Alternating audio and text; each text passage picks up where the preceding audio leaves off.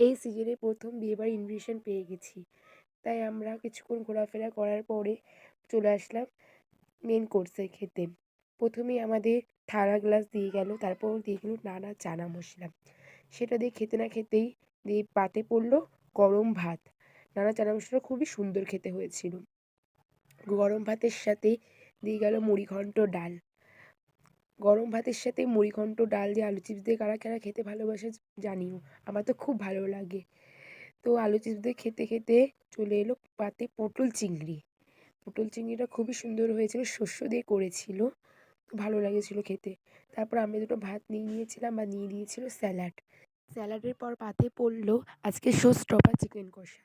Chicken কষাটা খুবই soft হয়েছিল খেতে, আর শীতকালে চিকেন কষা থেকে কীভাবে ধুয়ে উঠছে, আর খেতেও খুবই টেস্টি ছিল। তো চিকেন কষা দিয়ে খাওয়াটা কমপ্লিট হয়ে যাওয়ার পরেই পাতে পড়ে গেল চাটনি আর পাঁপড়। চাটনি পাঁপড় দিয়ে খাওয়া শেষ হতে না হতেই দিয়ে গেল পাতে দুটো করে রসগোল্লা।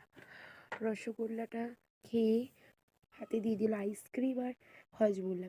তো আজকে আমাদের বিয়েবাড়ির ভিডিওটা এটুকুই। তো ভালো লাগলে লাইক কমেন্ট শেয়ার করো।